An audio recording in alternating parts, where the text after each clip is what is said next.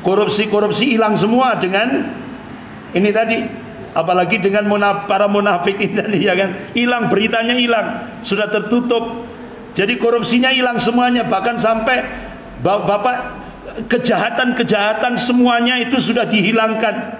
Pusat Data Nasional (PDN), Pusat Data Nasional itu dia ditanya, Menkominfo ditanya, ini data penting negara kok nggak di backup? Ternyata apa tujuannya, Pak?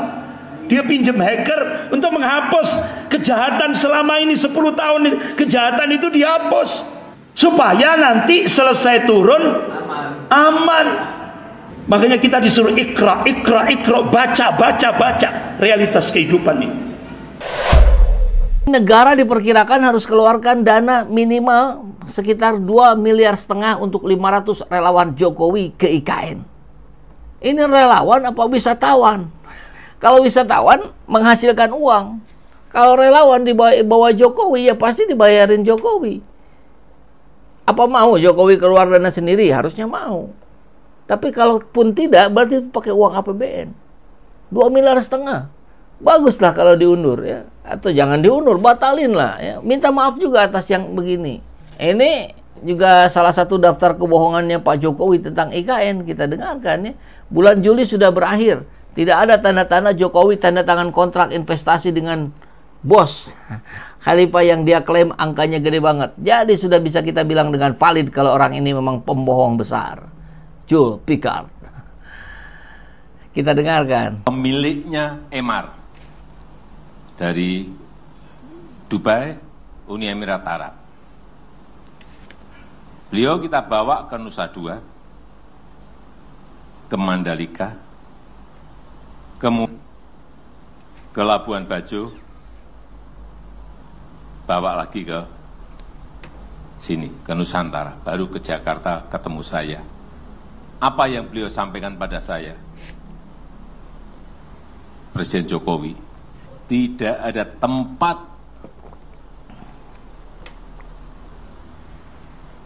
yang paling baik, yang paling indah, yang hilly, perbukitan, seindah. Saya sudah investasi di banyak negara. Ini adalah tempat yang terbaik. Saya sampaikan, saya kan nggak suka pujian. Yang saya inginkan adalah investasi Bapak, saya sampaikan. Dia langsung komitmen, tapi nggak saya sebut angkanya karena belum sign. Saya nggak mau ngomong kalau belum tanda tangan betul. Tapi gede banget. Gede banget kita tanda tangani, insya Allah nanti di bulan Juli di Abu Dhabi atau di Dubai. Artinya sekali lagi, setelah itu mungkin harga tanahnya bisa berubah. Supaya Bapak Ibu tahu saja. Akhir Juli loh bilangnya. Sekarang sudah awal Agustus loh. Nggak ada loh fakta. Kalau ditanya misalnya, apa prestasi Pak Jokowi? Nggak ada. Memang nggak ada. Sorry aja. Tunjukkan apa? Jalan tol itu, kalau saya bisa berutang, saya sendirian bisa bikin jalan tol dengan suruh, saya kumpul 10 arsitek, gampang aja. Lain kalau Pak Jokowi bilang, saya buat jalan tol sesuai dengan janji saya, yaitu tidak berutang. Ini jalan tol pakai utang, siapapun bisa. Dan utang itu kemudian dibebankan pada rakyat. Setiap hari Sri Mulyani cari cara untuk majakin rakyat. Macam-macam dipajaki sekarang ini. Demi membayar utang itu. Tetapi pendukung rejim tepuk tangan. Hanya di era Jokowi jalan tol jadi panjang, iya, tapi jalan pikiran jadi pendek. Ini kebodohan namanya. Masa skala negara Indonesia, tapi data-data penting nasional ini tidak di backup. Bukan lulusan IT, tapi jadi Menkominfo. Budi Ari kini disorot gegara pusat data nasional dibobol hacker. Virus ransomware. Sosok Menteri Komunikasi dan Informatika Menkominfo Budi Ari Setiadi belakangan ini menjadi sorotan publik.